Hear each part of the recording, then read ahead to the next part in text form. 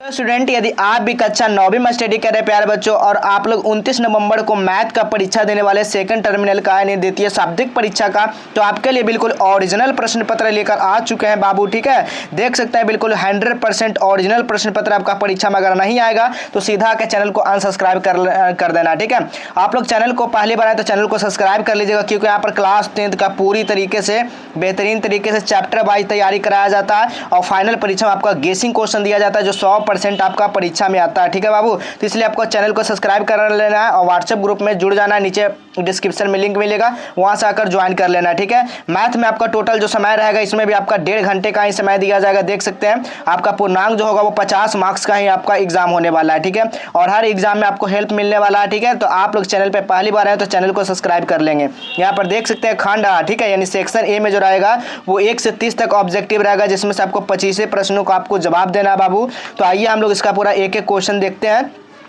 और जितना हो सके सॉल्यूशन करने का हम कोशिश करेंगे बाबू। ठीक है, तो देखिए पहला क्वेश्चन आपसे पूछा गया कि निम्नलिखित में से कौन सा परिमेय संख्या है। अब परिमेय संख्या का बात आ गया यानी कि रेशनल नंबर का बात आ गया, तो हम लोग किसको बोलेंगे, जो P बटा Q के रूप में लिख सकते हैं उसको हम लोग क्या बोलेंगे, परिमेय संख्या बोलेंगे। ठीक है, यहाँ पर देखिए यहाँ पर सभी का अगर इसको करेंगे तो ये का इसका क्या होगा, इसका परिमेय भी में अंतर अपरिमेय ही होगा। इसको अंतर करेंगे तो इसको भी अंतर करेंगे तो अपरिमेय ही होगा।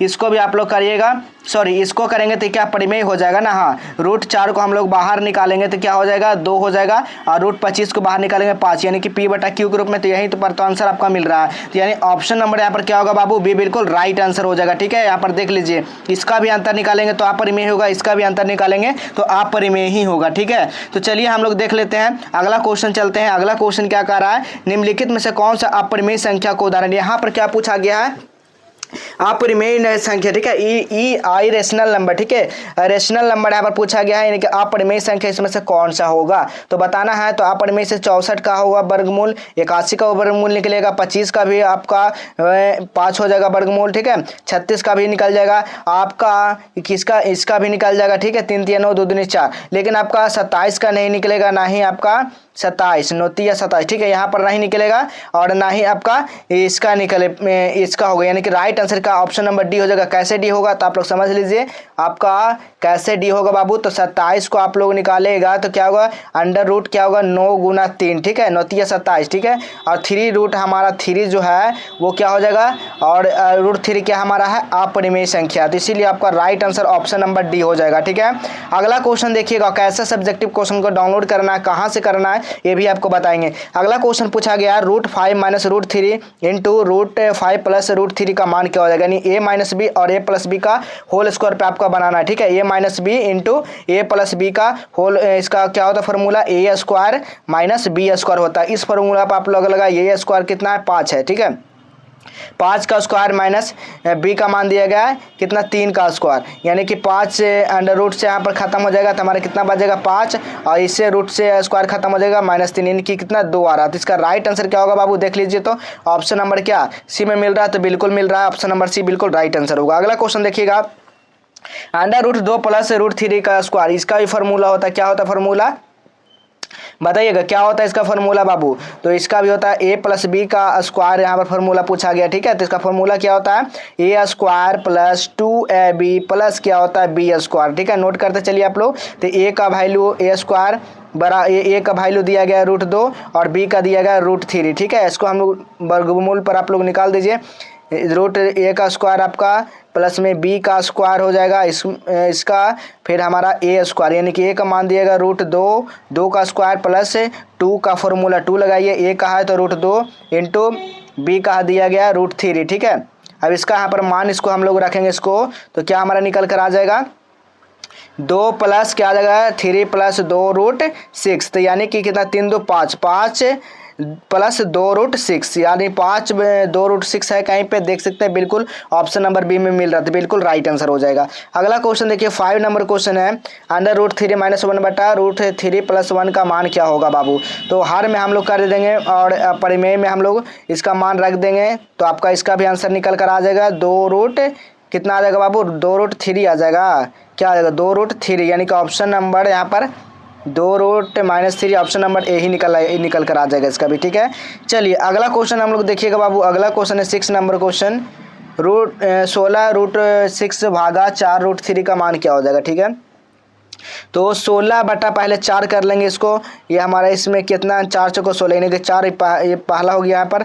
दूसरा क्या है रूट 4, दूसरा क्या है √4 बटा √4, अच्छा √6 ना है, ऊपर में √6, ठीक है। यहाँ पर √6 बटा √3, ठीक है, 6 बटा √3, ठीक है। तो इसको हम लोग काटेंगे तो कितना आएगा, इसको निकल कर आ जाएगा 2, ठीक है, 4√2, यानी कि इसका जो आंसर मेन रूप से आएगा वो 4√2 ही आएगा, ठीक है। तो देखिए तो 4√2 कहाँ पर दिया गया, तो ऑप्शन नंबर यहाँ पर बी में दिया गया, तो बिल्कुल इसका राइट आंसर होगा।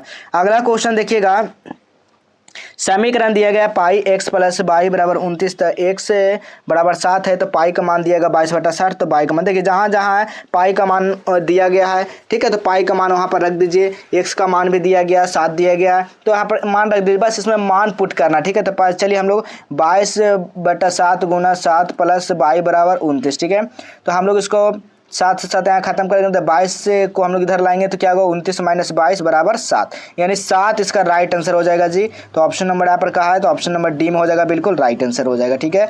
अगला क्वेश्चन देखिएगा, 8 नंबर क्वेश्चन है, समीकरण x - 2y बराबर 4 हो तो इसका हल क्या हो जाएगा, इसका हल पूछा गया है।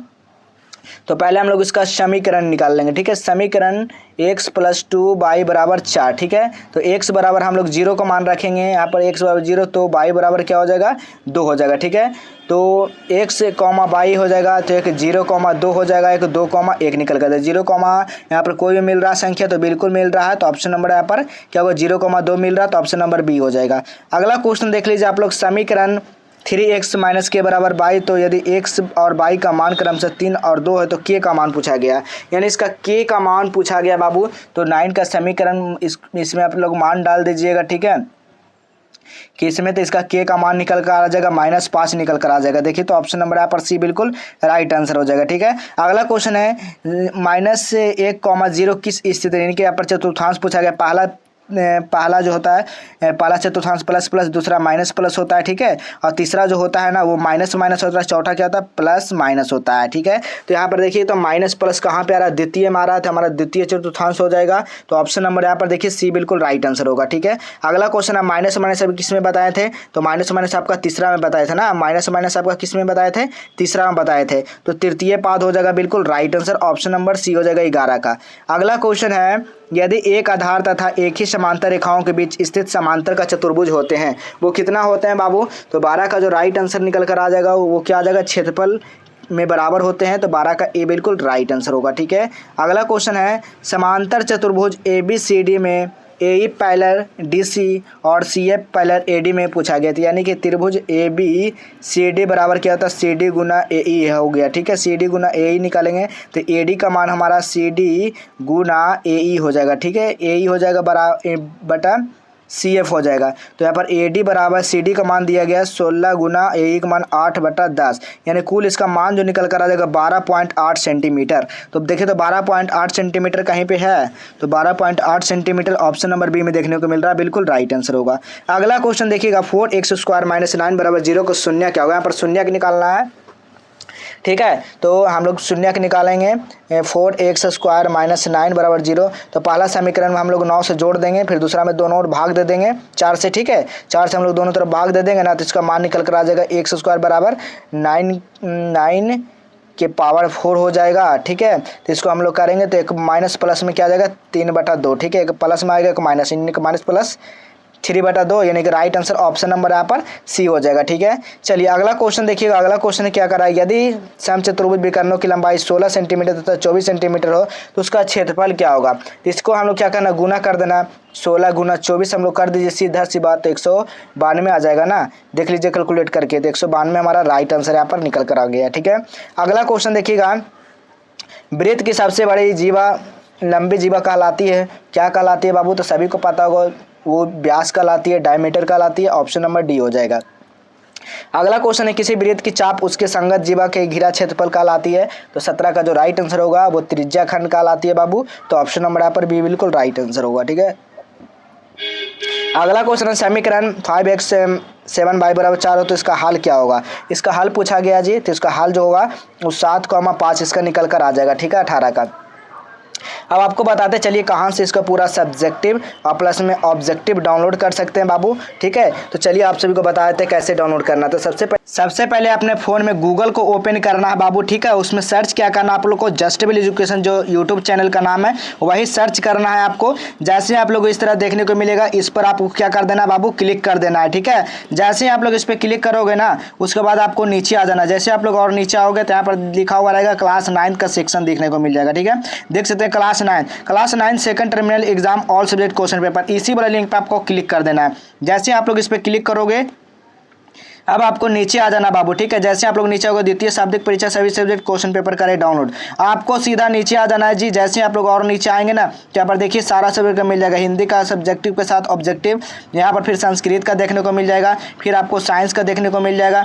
तो आपको सीधा मैथ वाले पेपर पे आ जाना है। ठीक है, चलिए आपको नीचे और आना है, यहाँ पर मैथ का देखने को मिल जाएगा। ठीक है, देख सकते हैं class 9 second terminal math objective answer की। तो यहाँ पर देखिए पूरा जो है बिल्कुल 100% एकदम रियल जो है ना, बिल्कुल यहाँ पर अपलोड कर दिया गया। ठीक है, यहाँ पर देख सकते हैं पूरा यहाँ पर आंसर की अपडेट कर दिया गया। इसका सब्जेक्टिव की बात रहा तो सब्जेक्टिव यहाँ से सीधा आप लोग डाउनलोड कर सकते हैं, यहाँ से व्हाट्सएप ग्रुप में ज्वाइन कर सकते हैं, यहाँ से क्वेश्चन पेपर डाउनलोड कर सकते हैं और यहाँ पर भी क्वेश्चन पेपर अपलोड हो जाएगा थोड़ी देर में, इंतजार कीजिए आप लोग। ठीक है, तो यहाँ से अगर पेपर आपको सीधा डाउनलोड कर सकते हैं। ठीक है, चलिए हम लोग चलते हैं अब अगला क्वेश्चन की बात करते हैं बाबू। देख लीजिए 18 नंबर क्वेश्चन का रहा है, समीकरण दिएगा 5x - 7y = 4, इसका हल क्या हो जाएगा। तो 18 का जो राइट आंसर निकल कर आ जाएगा वो ऑप्शन नंबर सी आ जाएगा।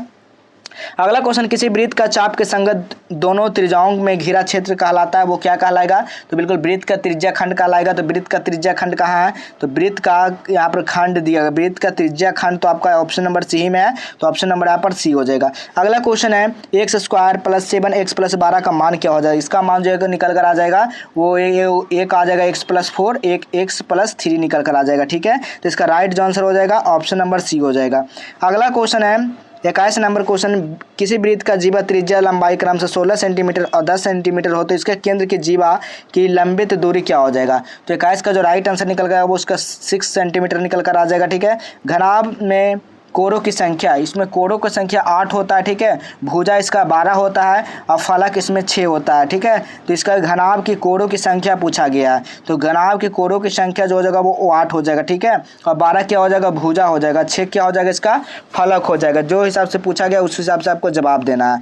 अगला क्वेश्चन है, यदि घनाभ की लंबाई चौड़ाई ऊंचाई क्रम से 2 सेंटीमीटर और 3 सेंटीमीटर और 4 सेंटीमीटर हो तो इसका आयतन क्या हो जाएगा। तो इसका आयतन आप लोग निकालिएगा ना तो 20 सेंटीमीटर निकल कर आ जाएगा। ठीक है, 20 घन सेंटीमीटर, ऑप्शन नंबर डी हो जाएगा। अगला क्वेश्चन है, यदि घनाभ की लंबाई चौड़ाई ऊंचाई तीनों बराबर हो तो उसे कहा जाता है, उसको हम लोग क्या बोलते हैं, तो उसको हम लोग घन बोलते हैं, यानी क्यूब बोलते हैं, ऑप्शन नंबर डी हो जाएगा।